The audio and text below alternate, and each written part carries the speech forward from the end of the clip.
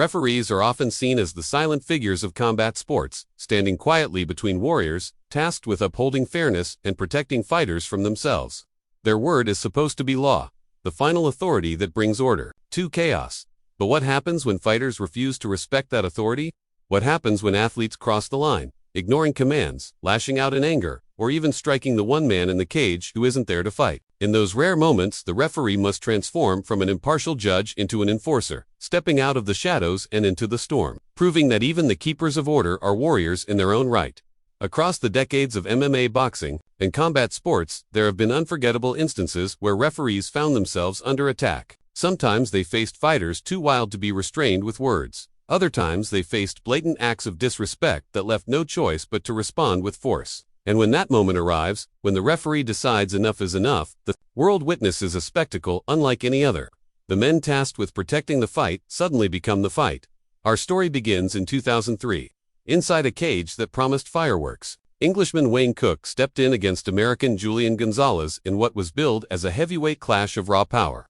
Fans expected bombs, chaos, and high-octane violence. Instead, Gonzalez surprised everyone by smothering Cook against the fence, turning the anticipated slugfest into a frustrating clinch battle. To restore the action, the referee did what referees do. He separated the fighters. But what happened next turned this ordinary match into legend. The moment the referee pulled them apart, Cook unleashed a furious assault, hammering Gonzalez with wild shots. In his frenzy, Cook's strikes found not only his opponent but also the referee. That split second of contact flipped the switch. The Guardian of Order.com, just moments before, exploded into action. Without hesitation, he wrapped up Cook, executed a perfect choke, and subdued the raging heavyweight in front of the stunned crowd. The fighter known for his toughness was, in an instant, silenced by the very man who was supposed to oversee the bout. Fans laughed and gasped, declaring that Cook was quite literally cooked by the referee.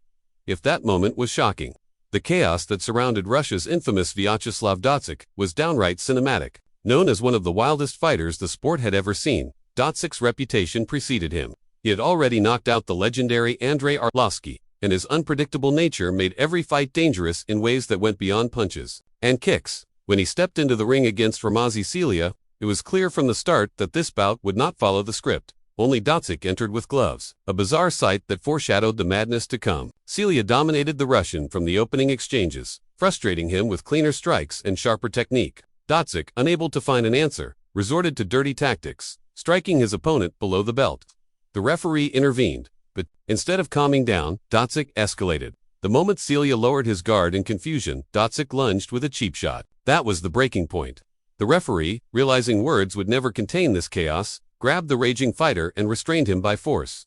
Dragging order back into the cage, Celia, furious at Datsik's antics, channeled that rage into his performance. He battered the Russian into defeat with a technical knockout, but even then, the fight refused to end. True to his nature, Datsik attempted to attack after the bell, blind with anger, but once again, the referee stood tall, neutralizing the wild fighter and proving that sometimes the biggest fight isn't between the athletes. It's between fighters and the men who dare to stand in their way.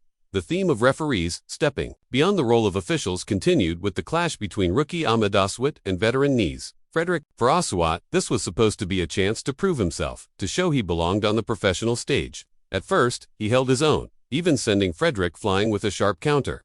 Confidence surged through the debutant, and for a moment, it seemed the rookie might shock the world. But experience is a cruel teacher. Frederick broke free, turned the tide, and unleashed a brutal storm of punches that left Aswat helpless on the canvas. As the referee rushed to intervene, Frederick ignored him, continuing to pummel a man who could no longer defend himself. The crowd gasped, not just at the violence, but at the sheer disregard for authority. In that split second, the referee transformed from neutral overseer to avenger. He did what Aswat could not, locking Frederick into a hold and yanking him away from his victim. The message was clear: if you won't stop when told, the referee will stop you himself. And in that moment, fans saw not just an official, but a protector, stepping into the fire when no one else could. Not all chaos comes from defiance. Sometimes it comes from confusion.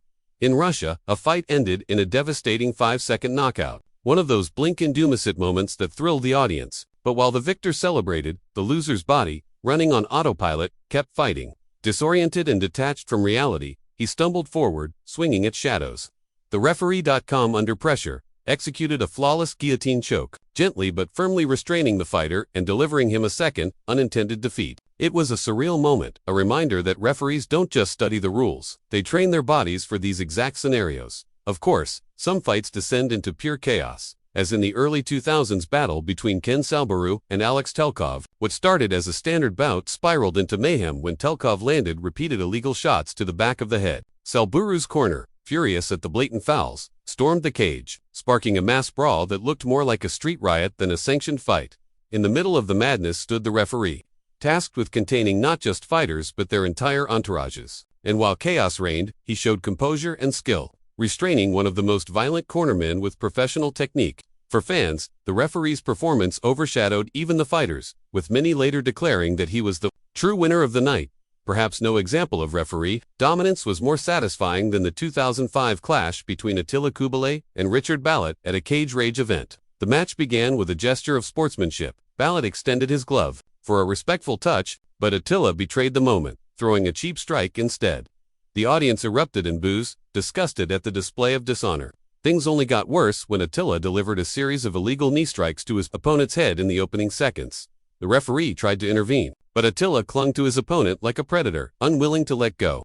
With no other option, the official unleashed his own skills. In a flash, he trapped the unruly fighter in a choke, dragging him down and neutralizing him in front of the crowd. Fans cheered wildly as the dishonorable fighter, nicknamed Ratilla for his antics, was disqualified and escorted out in humiliation. The referee, once again, had proven that order may bend under chaos, but it will never break.